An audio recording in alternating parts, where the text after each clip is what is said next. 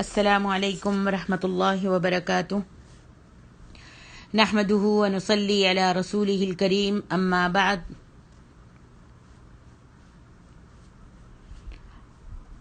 سورۃ یونس کی آیت 54 سے 74 تک تفسیر بیان کرنے کی کوشش کروں گی۔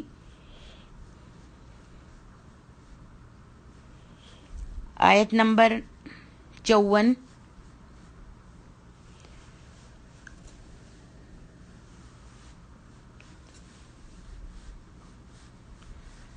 وَيَسْتَنبِئُونَكَ أَحَقٌّ هُوَ قُلْ إِي وَرَبِّي إِنَّهُ لَحَقٌّ وَمَا أَنْتُمْ بِمُعْجِزِينَ۔ اللہ تعالیٰ نے فرمایا ہے کہ یہ لوگ آپ سے دریافت کرتے ہیں، احق ہوا، آیا یہ سچ ہے؟ یعنی جب جسم مٹی بن جائیں گے تو انہیں پھر قبروں سے اٹھایا جائے گا اور قیامت کا دن برپا کیا جائے گا۔ قل ای وربی انہ لحق وما انتم بمعجزین، کہہ دیجئے ہاں اللہ کی قسم سچ ہے اور تم اللہ کو عاجز نہیں کر سکو گے، یعنی تمہارا مر کر مٹی ہو جانا اللہ تعالیٰ کو عاجز نہیں کر سکے گا کہ تمہیں دوبارہ اسی طرح پیدا کر دے جس طرح اس نے پہلی دفعہ تمہیں عدم سے وجود بخشا تھا، کیونکہ اللہ رب العالمین انما امرہ اذا اراد شیئا ان یقول له کن فیکون، سورۃ یاسین۔ اس کی شان یہ ہے کہ جب وہ کسی کام کا ارادہ کرتا ہے تو کہہ دیتا ہے کن ہو جا، اور فیکون وہ کام آنن فانن اسی وقت ہو جاتا ہے۔ اس آیت کریمہ کی نظیر قرآن مجید کی صرف 2 اور آیات ہیں جن میں اللہ تعالیٰ نے اپنے رسول صلی اللہ علیہ وآلہ وسلم کو یہ حکم دیا ہے کہ قیامت کا انکار کرنے والوں کے سامنے آپ قسم اٹھا کر یہ بیان کر دیں کہ قیامت ضرور ضرور آئے گی۔ چنانچہ سورۃ سبا میں فرمایا وقال الذین کفروا لا تأتینا الساعة قل بلا وربی لتأتینکم، اور دوسری آیت اللہ تعالیٰ نے سورۃ تغابن میں فرمایا زعم الذین کفروا ان لن یبعثوا قل بلا وربی لتبعثن ثم لتنبئن بما عملتم وذلک علی اللہ یسیر۔ جو لوگ کافر ہیں ان کا اعتقاد ہے کہ وہ دوبارہ ہرگز ہرگز نہیں اٹھائے جائیں گے، کہہ دیجئے کہ ہاں ہاں میرے پروردگار کی قسم تم ضرور ضرور اٹھائے جاؤ گے، پھر جو جو کام تم کرتے رہے ہو وہ تمہیں بتائے جائیں گے، اور یہ بات اللہ کے لیے بڑی ہی آسان ہے۔ آیت نمبر 55 اللہ تعالیٰ فرماتے ہیں وَلَوْ أَنَّ لِكُلِّ نَفْسٍ ظَلَمَتْ مَا فِي الْأَرْضِ لَافْتَدَتْ بِهِ وَأَسَرُّوا النَّدَامَةَ لَمَّا رَأَوُا الْعَذَابَ وَقُضِيَ بَيْنَهُمْ بِالْقِسْطِ وَهُمْ لَا يُظْلَمُونَ۔ یہاں اللہ تبارک و تعالیٰ فرماتے ہیں آخرت میں صرف وہ اعمال صالحہ کام آئیں گے جو کسی نے اللہ اور آخرت کے دن پر ایمان لاتے ہوئے اپنے لیے آگے بھیجے ہوں گے۔ اعمال کے سوا وہاں نہ مال و دولت کام آئے گا، نہ قرابت داری اور نہ سفارشیں کام آئیں گی۔ آیت مذکورہ میں مال و دولت کا ذکر بفرض تسلیم ہے، یعنی اگر کسی مجرم کے پاس آخرت کو دنیا بھر کے خزانے اور مال و دولت موجود ہوں تو یہ سب کچھ دے دلا کر عذاب سے اپنی جان چھڑا لے، مگر یہ بات وہاں ناممکن ہوگی۔ چنانچہ آپ نے فرمایا قیامت کے دن اللہ تعالیٰ کم سے کم عذاب والے دوزخی سے فرمائیں گے اگر تیرے پاس دنیا و ما فیہا کی دولت موجود ہو تو کیا اسے اپنے فدیے میں دے دو گے؟ وہ کہے گا ہاں۔ اللہ تعالیٰ فرمائے گا میں نے تو تجھ سے دنیا میں اس سے بھی آسان بات طلب کی تھی، آسان اور ہلکی چیز مانگی تھی، اور کہا تھا کہ اس بات یعنی توحید پر قائم رہے گا تو میں تجھے جہنم میں داخل نہیں کروں گا مگر تو شرک پر اڑا رہا۔ ندامت کو اس لیے چھپائیں گے کہ انہوں نے غلط راستہ لا علمی یا جہالت کی بنا پر نہیں بلکہ ضد اور ہٹ دھرمی اور تعصب کی بنا پر اختیار کیا تھا، لیکن اس ندامت کو چھپانے میں بھی کامیاب نہیں ہو سکیں گے۔ آیت نمبر 57 اللہ تعالیٰ فرماتے ہیں یا ایھا الناس قد جاءتکم موعظۃ من ربکم وشفاء لما فی الصدور وہدی ورحمۃ للمؤمنین قل بفضل اللہ وبرحمتہ فبذلک فلیفرحوا هو خیر مما یجمعون۔ اس آیت میں اللہ تعالیٰ قرآن کی 4 صفتوں اور ان کی ترتیب بیان کر رہے ہیں۔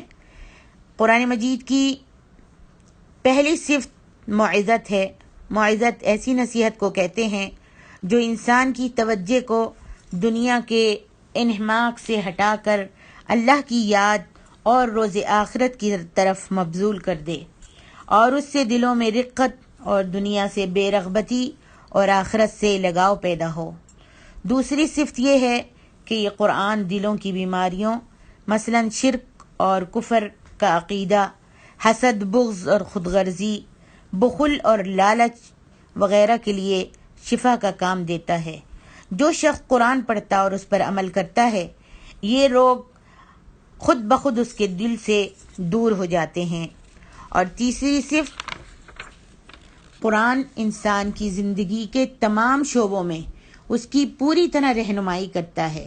وہ ہر فرد کے الگ الگ حقوق متعین کرتا ہے اور ایسے قوانین بتلاتا ہے جس سے معاشرہ اور حکومت میں سے کسی کے حقوق مجروح بھی نہ ہوں اور کسی دوسرے پر زیادتی بھی نہ ہوں۔ اور اس کی چوتھی صفت یہ ہے کہ جو شخص قرآن پر عمل پیرا ہوتا ہے یا جو معاشرہ یا حکومت اس کی اتباع کرتی ہے اس پر اس دنیا میں بھی اللہ کی رحمتوں کا نزول ہوتا ہے اور آخرت میں بھی، جیسا کہ درج ذیل احادیث سے واضح ہے۔ قرآن کے ذریعے اللہ تبارک و تعالی کے پیغمبر حضرت محمد رسول اللہ صلی اللہ علیہ وسلم نے فرمایا، سیدنا عمر کہتے ہیں اللہ تعالیٰ اس کتاب یعنی قرآن کریم کے ذریعے بہت سے لوگوں کو سربلندی عطا فرمائے گا اور بہت سے لوگوں کو ذلیل کر دے گا۔ مسلم۔ سیدنا زید بن ارقم کہتے ہیں کہ آپ صلی اللہ علیہ وآلہ وسلم نے فرمایا، اللہ کی کتاب میں ہدایت ہے اور روشنی ہے، جس نے اسے مضبوطی سے پکڑے رکھا وہ ہدایت پر قائم ہو گیا اور جس نے اس سے غفلت برتی وہ گمراہ ہو گیا۔ اور زید بن ارقم ہی کی دوسری روایت کے الفاظ یہ ہیں، یہ کتاب اللہ کی رسی ہے، جو اس پر عمل پیرا ہوگا وہ ہدایت پر ہوگا اور جس نے اسے چھوڑ دیا وہ گمراہی پر ہوگا۔ مسلم۔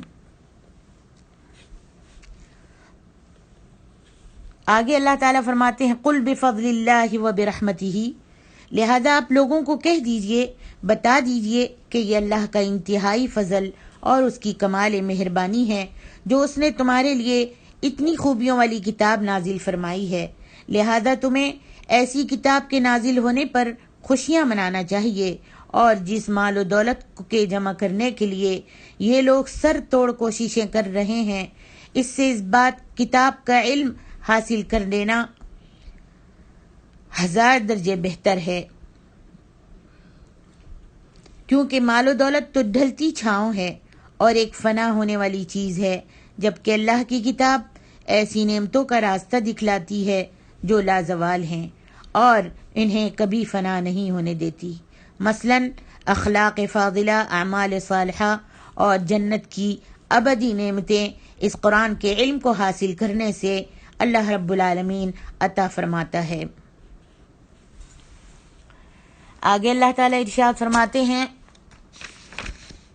قل ارأيتم ما انزل الله لكم من رزق فجعلتم منه حراما وحلالا قل الله اذن لكم ام على الله تفترون۔ تفسیر آیات 56 اور 57۔ رزق سے عموماً کھانے پینے کی چیزیں ہی مراد دیا جاتا ہے، حالانکہ یہ لفظ بڑے وسیع مفہوم میں استعمال ہوتا ہے۔ مثلا آپ صلی اللہ علیہ وسلم یہ دعا مانگتے تھے، اللہم ارزقنی علما نافعا، یا اللہ مجھے نفع دینے والا علم عطا فرما۔ اسی طرح ایک اور مشہور دعا ہے، اللہم ارنا الحق حقا وارزقنا اتباعہ وارنا الباطل باطلا وارزقنا اجتنابہ۔ اس پہلی دعا میں رزق کا لفظ عطا کرنے یا عطیہ کے معنوں میں آیا ہے، اور دوسری دعا میں توفیق عطا کرنے کے معنوں میں۔ اور اصل یہ ہے کہ ہر وہ چیز جو انسان کی جسمانی یا روحانی تربیت میں کوئی ضرورت پوری کرتی ہو وہ رزق کہلاتا ہے۔ چنانچہ وَمِمَّا رَزَقْنَاهُمْ يُنْفِقُونَ آپ نے پڑھا ہے سورۃ البقرہ کی شروع آیتوں میں۔ اس حروف سے بھی وَمِمَّا رَزَقْنَاهُمْ يُنْفِقُونَ میں بھی رزق سے مراد صرف مال و دولت ہی نہیں جس سے صدقہ فردی یا نفلی ادا کیا جائے، بلکہ اگر اللہ نے علم عطا کیا ہے تو وہ بھی رزق ہے، اور اسے بھی خرچ کیا جائے، یعنی دوسروں کو سکھلایا جائے۔ اور اگر صحت عطا کی ہے تو کمزوروں کی مدد کر کے صحت سے صدقہ ادا کیا جائے۔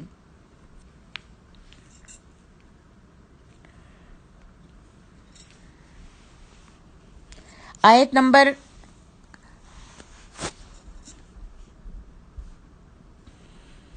59-60۔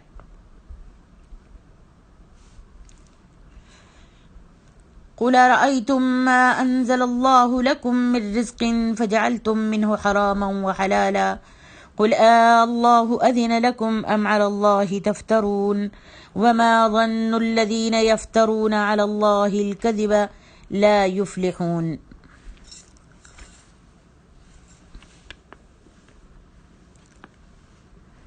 اللہ تبارک و تعالی فرماتے ہیں کھانے پینے کی چیزوں اور جانوروں میں سے جو کچھ اللہ نے حرام کیا ہے اس کا ذکر قرآن میں کئی مقامات پر آ چکا ہے، اور جو مشرکوں اور رسم و رواج کے پرستاروں نے از خود حرام بنا لیا تھا اس کا ذکر سورۃ مائدہ کی آیت نمبر 103 اور سورۃ انعام کی آیت نمبر 143 میں آپ پڑھیں گی انشاءاللہ۔ اب سوال یہ ہے کہ کسی چیز کو حلال یا حرام قرار دینے کا اختیار تو صرف اللہ کو ہے، ان لوگوں کو کس نے یہ اختیار دیا تھا کہ جس چیز کو یہ چاہیں حرام قرار دے لیں اور جس چیز کو چاہیں حلال قرار دے لیں، حرام کو حلال اور حلال کو حرام بنا لیں؟ پھر یہ بات یہاں تک ہی محدود نہیں رہتی بلکہ وہ اس پر مذہبی تقدس کا لبادہ بھی چڑھا دیتے ہیں اور اسے اللہ کی طرف منسوب کر دیتے ہیں کہ یہ اللہ کا یہ شریعت کا حکم ہے۔ اللہ تعالیٰ ان لوگوں سے یہ پوچھتے ہیں کہ آیا وہ اس نسبت کو کسی الہامی کتاب سے پیش کر سکتے ہیں؟ اور ایسا نہیں کر سکتے تو صاف واضح ہے کہ یہ اللہ پر افتراء ہے، لہذا یہ دوہرے مجرم ہیں۔ یہ معاملہ تو کھانے پینے کی چیزوں کا تھا، جبکہ اللہ نے اور بھی بہت سی چیزیں حرام کی ہیں جن میں سے سر فہرست شرک ہے، اور جو لوگ شرک کو حلال بنا لیں اور اس پر مذہبی تقدس کا لبادہ چڑھا کر انہیں اللہ کی طرف منسوب کر دیں، نیز وہ لوگ جو اخلاقی و تمدنی حدود و قیود میں کسی چیز کو اپنی خواہش کے مطابق حلال اور حرام بنا لیتے ہیں، جیسا کہ مشرکین مکہ حرمت والے مہینوں کو حلال بنا لیا کرتے تھے، وہ سب اس آیت کے ضمن میں آتے ہیں، اور ایسی حرام سے حلال اور حلال سے حرام کردہ وہ چیزیں بے شمار ہیں، جیسا کہ اللہ کے رسول صلی اللہ علیہ وآلہ وسلم کی حدیث ہے۔ امام احمد نے مالک بن نضلہ کی روایت کو بیان کیا ہے، کہتے ہیں میں رسول اللہ صلی اللہ علیہ وسلم کی خدمت میں حاضر ہوا تو میں بڑے پراگندہ حال میں تھا۔ آپ نے فرمایا تمہارے پاس کچھ مال ہے؟ میں نے عرض کی جی ہاں۔ آپ نے فرمایا کس قسم کا مال؟ میں نے عرض کی ہر قسم کا مال، یعنی اونٹ، غلام، گھوڑے اور بکریاں۔ آپ صلی اللہ علیہ وآلہ وسلم نے فرمایا جب اللہ تعالیٰ نے تمہیں مال سے نوازا ہے تو اس کا اثر تم پر ظاہر ہونا چاہیے۔ پھر آپ نے فرمایا کیا یہ بات نہیں ہے کہ تمہاری قوم کے اونٹ جب اپنے بچوں کو جنم دیتے ہیں تو ان کے کان صحیح ہوتے ہیں، مگر تم لوگ اس طرح سے ان کے کان کاٹ ڈالتے ہو اور کہتے ہو کہ یہ بحیرہ ہیں، ان کانوں کو یا ان کی کھالوں کو کاٹ دیتے ہو اور کہتے ہو یہ ضرم ہیں، یعنی کان کٹے ہیں، پھر انہیں اپنے اور اپنے اہل و عیال کے لیے حرام قرار دیتے ہو۔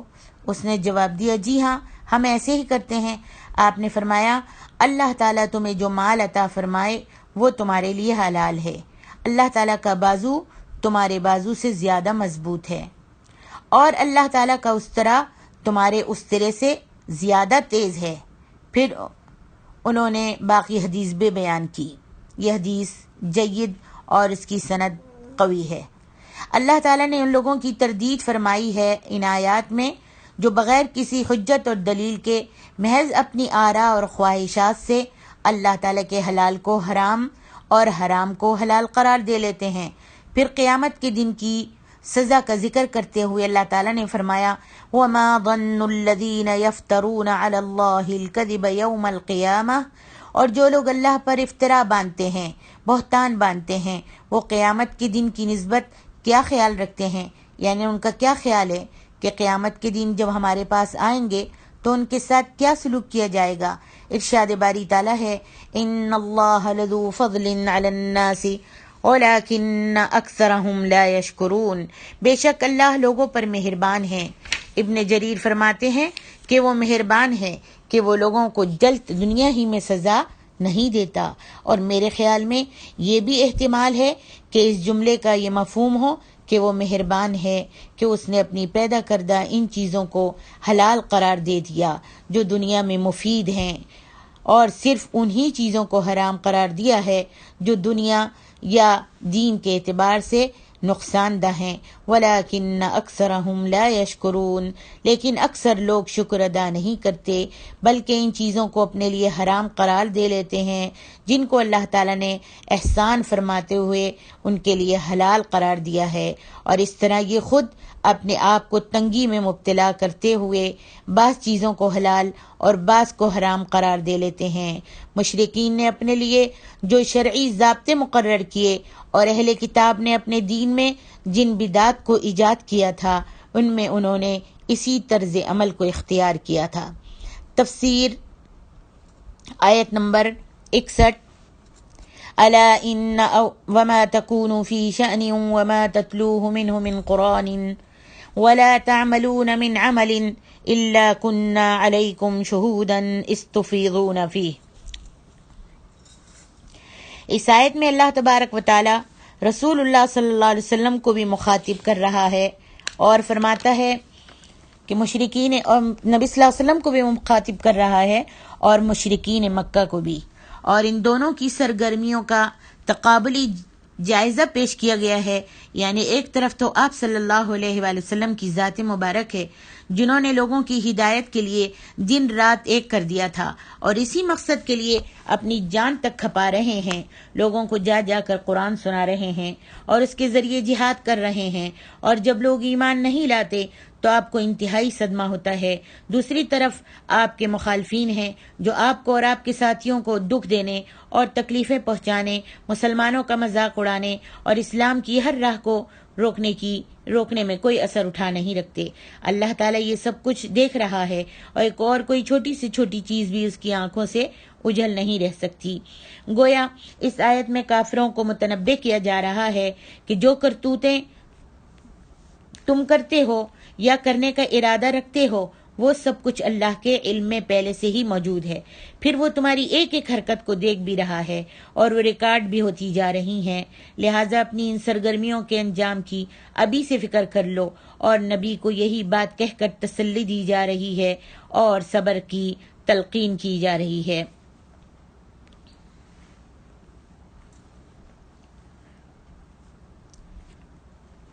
آیت نمبر تفسیر آیات 62 سے لے کے 64 تک۔ الا ان اولیاء اللہ لا خوف علیہم ولا هم يحزنون الذین آمنوا وكانوا يتقون لهم البشرى في الحياة الدنيا وفي الآخرة لا تبدیل لکلمات اللہ ذلك هو الفوز العظیم۔ یہاں پر اولیاء اللہ کی پہچان اللہ تعالیٰ کرا رہا ہے کہ اولیاء اللہ کی تعریف اگلی آیت میں یہ بتلائی گئی ہے کہ جو لوگ ایمان لائے اور اللہ سے ڈرتے رہیں، اور متقین کی صفات جو سورۃ بقرہ کی ابتدا میں بیان ہوئی ہیں وہ یہ ہیں کہ وہ لوگ غیب پر ایمان لاتے ہیں، نماز قائم کرتے ہیں، جو رزق ہم نے ان کو دیا ہے اس میں سے خرچ کرتے ہیں، اور اس کتاب یعنی قرآن اور سابقہ پچھلی کتابوں پر بھی ایمان لاتے ہیں، اور روز آخرت پر یقین رکھتے ہیں۔ گویا جن ایمان لانے والوں میں مذکورہ صفات پائی جائیں وہ سب اولیاء اللہ ہیں۔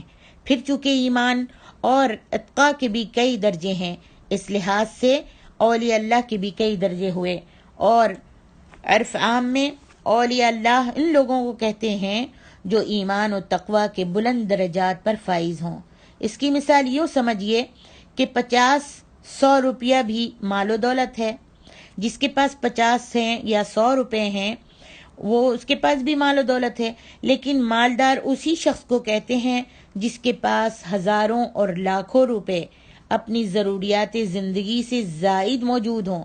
اسی لحاظ سے بعض صحابہ سے ولی کی یہ صفت منقول ہے کہ ولی وہ مسلمان ہے جسے دیکھ کر اللہ یاد آ جائے اور مخلوق خدا سے انہیں بے لوث محبت ہو۔ سبحان اللہ۔ اللہ تبارک و تعالیٰ فرماتے ہیں کہ اس کے دوست وہ ہیں جو ایماندار اور پرہیزگار ہیں، جیسا کہ اولیاء اللہ کا تعارف کراتے ہوئے اللہ تعالیٰ نے خود ہی یہ فرمایا ہے، اور اس سے یہ بھی معلوم ہوا کہ ہر وہ شخص جو پرہیزگار ہو وہ اللہ کا دوست ہوگا۔ لا خوف علیہم، ان کو کچھ بھی خوف نہیں ہوگا، یعنی مستقبل میں پیش آنے والے آخرت کے ہولناک حالات کے بارے میں انہیں کوئی خوف نہ ہوگا، ولا هم یحزنون، اور وہ نہ غمگین ہوں گے۔ سبحان اللہ۔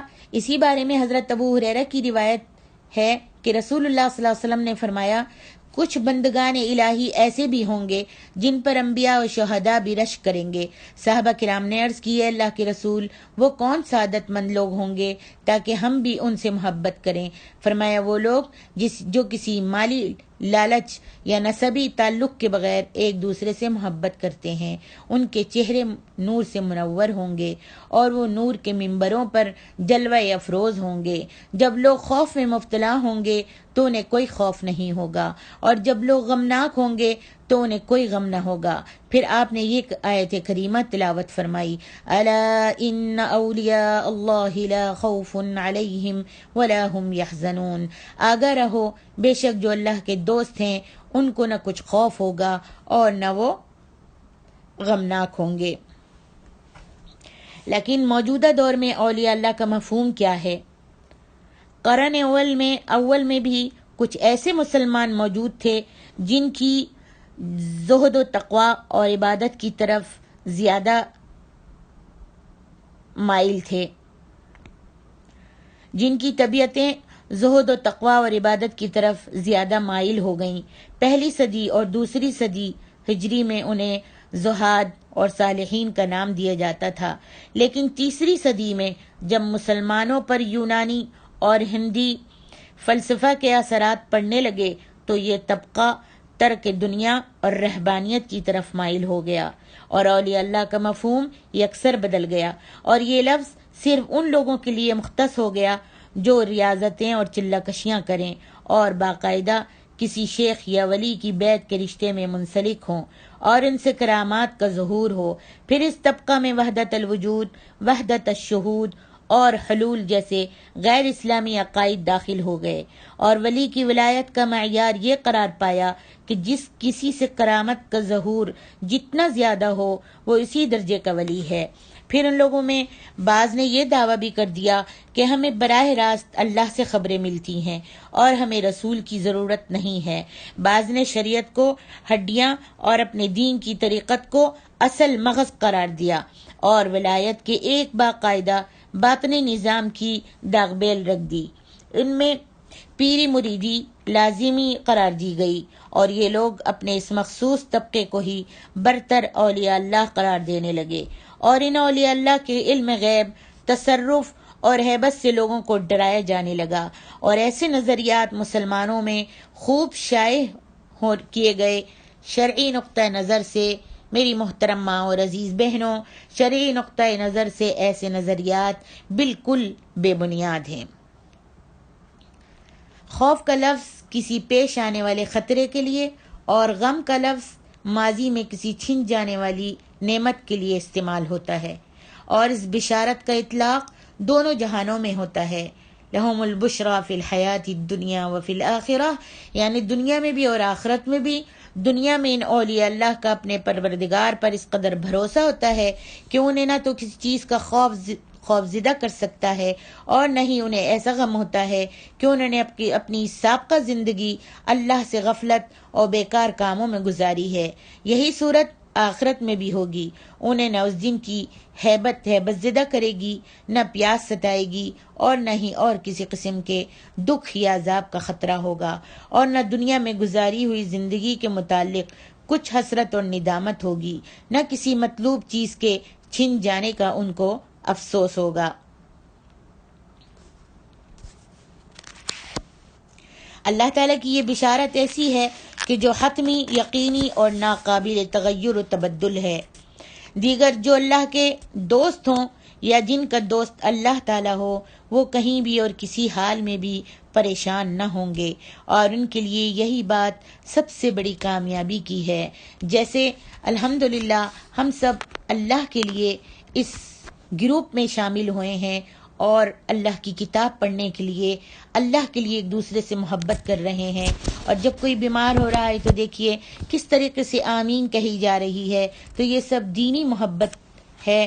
اور ہم سب انشاءاللہ اللہ سے دعا کرتے ہیں کہ اللہ تبارک و تعالی ہم کو دینی محبت عطا کرے اور ہماری اس دینی محبت کو قبول فرما لے، اور ہم کو بھی جب ہمارے پاس دنیا میں بھی خوشخبریاں دے، اور جب ہماری موت آئے تو اس وقت بھی اللہ تبارک و تعالی ہم کو خوشخبری عطا فرمائے، اور ہم کو فرشتان کر یہی کہے کہ اللہ کی طرف، اللہ کی رضامندی کی طرف چل، اور اللہ تعالیٰ تجھ سے راضی ہے اور تو اللہ سے راضی ہے۔ آمین۔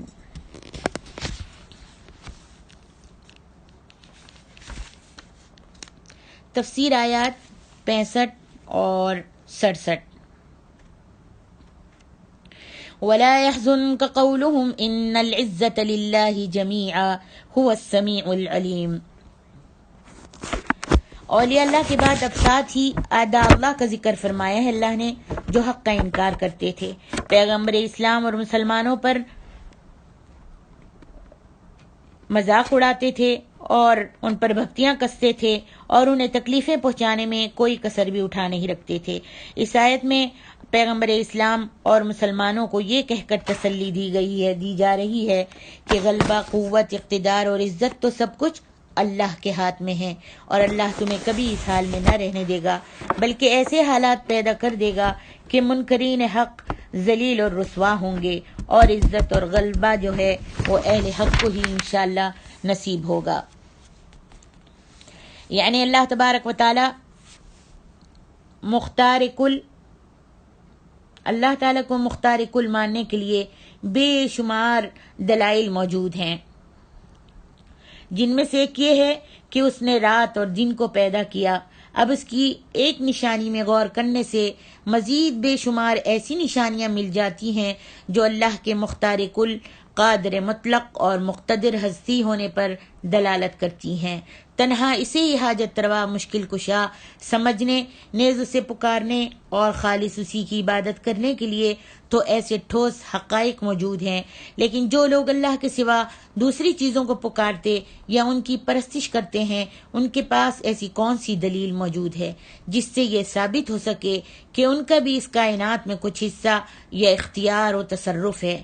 لہذا ایسے سب لوگوں میں محض ظن سے کام لے کر قیاسی فلسفے گھڑ رکھے ہیں، جن کے نیچے کوئی ٹھوس اور علمی بنیاد موجود نہیں ہے۔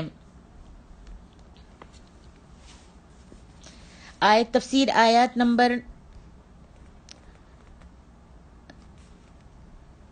68، 69 اور 70۔ قالوا اتخذ الله ولدا سبحانه هو الغنی له ما فی السماوات وما فی الارض۔ اللہ تعالیٰ نے ان لوگوں کی تردید کرتے ہوئے فرمایا جنہوں نے یہ دعویٰ کیا کہ اللہ نے اولاد بنائی ہے، فرمایا کہ وہ ذات اولاد سے پاک ہے، وہ اپنے سوا ہر چیز سے بے نیاز ہے، جبکہ کائنات کی ہر چیز اس کی ذات پاک کی محتاج ہے۔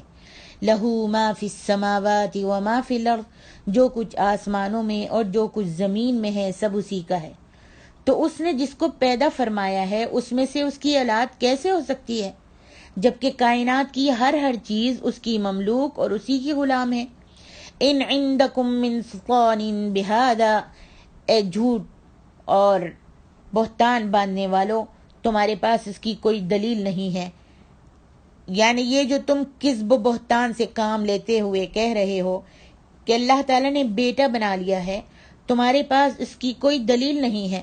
اتقولون علی اللہ ما لا تعلمون، کیا تم اللہ کی نسبت ایسی بات کہتے ہو جو جانتے نہیں ہو؟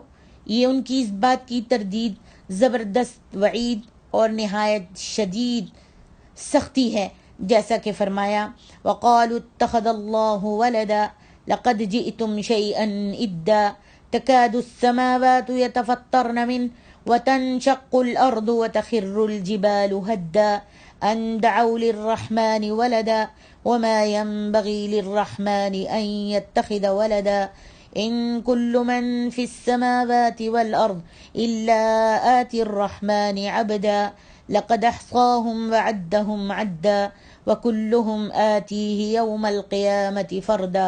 سورۃ مریم۔ اور کہتے ہیں کہ اللہ نے اولاد بنائی ہے، البتہ تحقیق ایسے کہنے والوں، یہ تو تم ناپسندیدہ اور نازیبہ بات زبان پر لاتے ہو، قریب ہے اس بہتان سے آسمان پھٹ پڑے اور زمین شق ہو جائے اور پہاڑ دھماکے کے ساتھ گر پڑے کہ انہوں نے اللہ کے لیے اولاد تجویز کی، اور اللہ کو شایان شان نہیں کہ کسی کو اولاد بنائے۔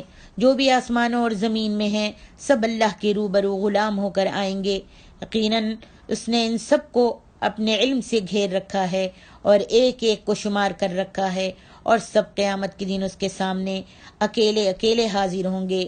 پھر اللہ تعالیٰ نے ان جھوٹے اور بہتان بازوں کو جنہوں نے کہا تھا کہ اللہ تعالیٰ کی اولاد ہے، سرزنش کرتے ہوئے فرمایا کہ یہ دنیا و آخرت میں کبھی بھی کامیاب نہیں ہو سکیں گے۔ دنیا میں اللہ تعالیٰ جب انہیں مہلت دے گا تو انہیں تھوڑے عرصے کے لیے دنیا کے ساز و سامان سے بھی نواز دے گا، مال و دولت سے بھی نواز دے گا۔ ثم نضطرهم الى عذاب غلیظ، پھر ہم انہیں شدید عذاب شدید کی طرف مجبور کر کے لے جائیں گے، جیسا کہ یہاں فرمایا ہے متاع فی الدنیا، ان کے لیے جو فائدے ہیں وہ بس دنیا میں ہیں، یعنی تھوڑی سی مدت کے لیے۔ ثم الینا مرجعهم، پھر ہم ان کو ہماری طرف ہی لوٹ کر آنا ہے، یعنی قیامت کے دن۔ ثم نذیقهم العذاب الشدید بما كانوا یکفرون، اس وقت ہم ان کو عذاب شدید کے مزے چکھائیں گے کیونکہ وہ کفر کیا کرتے تھے، یعنی ان کے کفر اور افتراء اور بہتان اور اللہ تعالیٰ کی طرف جھوٹی بات منسوب کرنے کی وجہ سے انہیں شدید عذاب میں مبتلا کر دیا جائے گا۔ تفسیر آیات 71 اور 73۔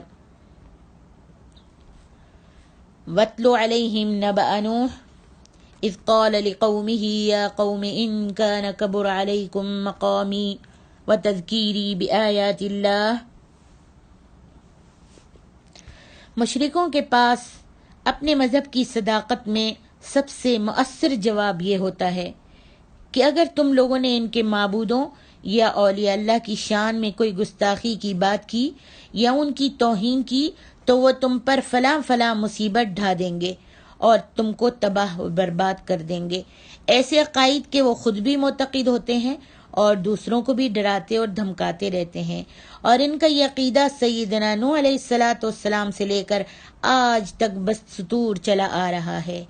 آپ آج بھی اولیاء کرام کا کوئی تذکرہ اٹھا کر دیکھ لیجئے، آپ کو اس میں ایسی تہدید اور دھمکیاں مل جائیں گی کہ فلاں بزرگ کی فلاں شخص نے یوں توہین کی، اس کا ستیہ ناس ہو گیا وغیرہ وغیرہ، اور ایسے واقعات عموماً من گھڑت ہوتے ہیں جو ان پیروں کے حواری اور ان کی اولیائی کی دھاگ بٹھانے کے لیے گھڑتے اور پھر شائع کر دیے جاتے ہیں۔ یہی بات جب نوح علیہ السلام کو بھی کہی گئی، یعنی جب آپ نے توحید کی دعوت دی اپنی قوم کو، اور آپ کو معلوم ہے نوح علیہ السلام نے 950 سال تک توحید کی دعوت دی، اپنی قوم کو توحید کی طرف بلایا، لیکن ان کی قوم جو تھی نوح علیہ السلام کی بات پر ایمان نہ لائی، نہ ہی آپ کو رسول مانا اور نہ ہی اللہ کی پہچان کی۔ جب نوح علیہ السلام کو بھی یہی بات جب نوح علیہ السلام کو بھی کہی گئی اور انہوں نے نہ مانا، تو انہوں نے اپنی قوم کے مشرکوں کو کھرا کھرا جواب دے دیا اور فرمایا تم خود بھی اور تمہارے یہ معبود بھی سب مل کر میرا جو بھی کچھ بگاڑ سکتے ہو بگاڑ لو، اور مجھے مہلت بھی نہ دو، کیونکہ میں اپنے اللہ پر بھروسہ کرتا ہوں، اور اللہ پر پوری طرح بھروسہ رکھنے والا اللہ کے سوا کسی اور سے نہیں ڈرتا۔ اور اگر بالفرض تسلیم اسے کوئی تکلیف پہنچتی بھی ہے، اور اگر بالفرض تسلیم اگر اس کو فرض کر لیا جائے، اسے اگر کوئی تکلیف پہنچتی بھی ہے تو وہ تکلیف پہلے ہی اللہ کی مشیت میں ہوتی ہے۔ اگر کسی کو کوئی تکلیف پہنچتی بھی ہے تو اللہ نے یہ اس کے نصیب میں پہلے سے لکھی ہوتی ہے، اس کا کسی معبود کی خدائی یا کسی بزرگ کی اولیائی سے قطعاً کوئی تعلق نہیں ہوتا۔